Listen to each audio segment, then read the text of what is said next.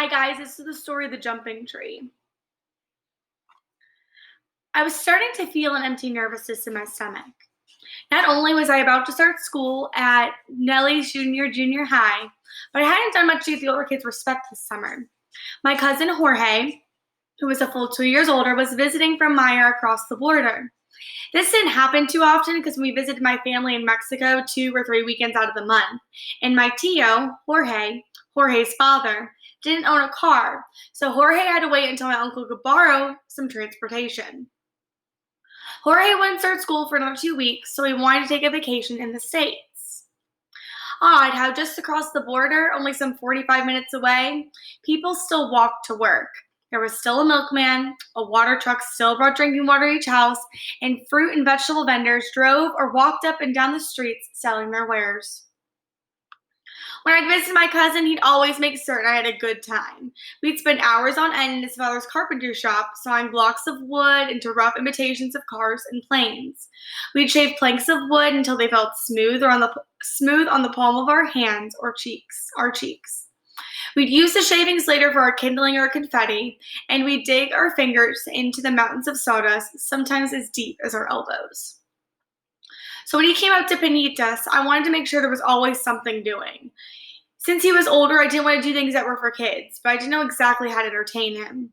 At the beginning of summer, Tio Nardo had hammered a few slots of wood to my granite's mesquite tree in the middle of the backyard, called it a treehouse, and we were set. It was just like in the Brady Bunch, only their treehouse actually resembled a house, with its walls, windows, roof, and floor. We had to imagine all that.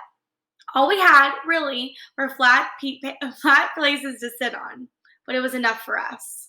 One day after Jorge arrived, Ricky was over, and we came up with a jumping and gymnastics competition. Well, actually, Ricky came up with the idea because he was good at that stuff.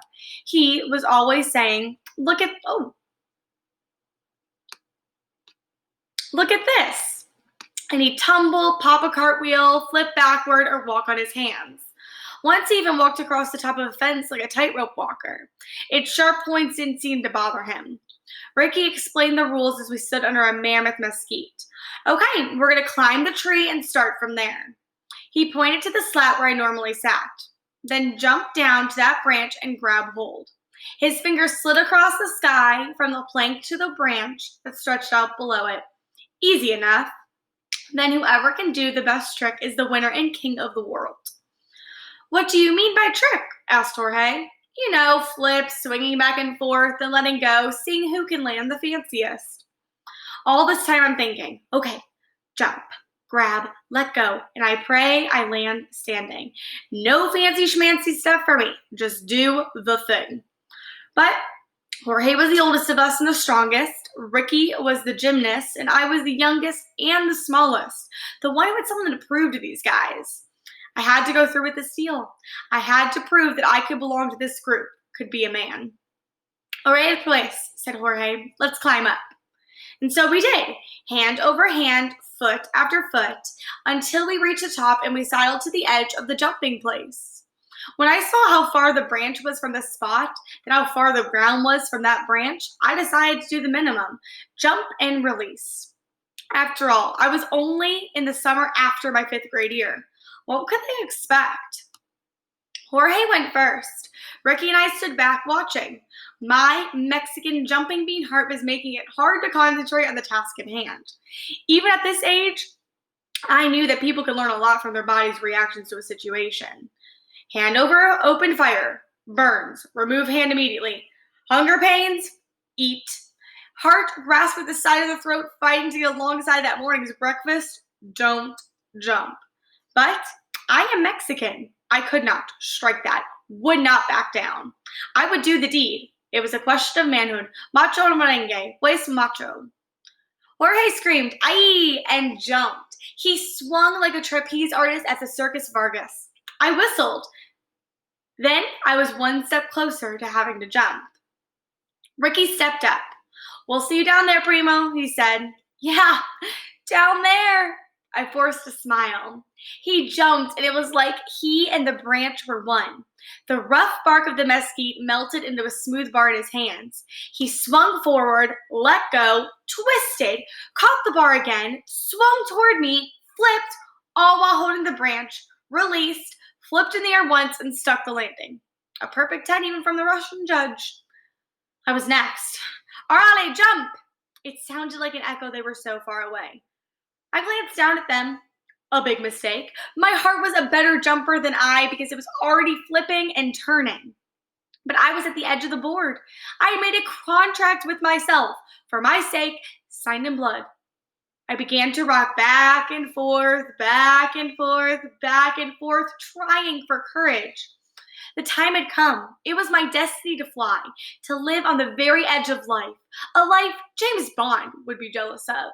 So I dug my toes into my tennis shoes, took a deep breath, fought closing my eyes, stretched out my arms, and did it. I saw myself from below somehow, my body like Superman flying over Metropolis, the branch growing bigger, closer, within reach. All I had to do was grab hold now, just let the momentum carry me toward the branch. The bark, rough on my palms, would be my safe place. All I had to do was close my fingers around the branch and swing but my chubby, little, soon-to-be sixth-grade fingers failed me. I felt the branch slip through my fingers. And so, like Superman confronted by kryptonite, I fell.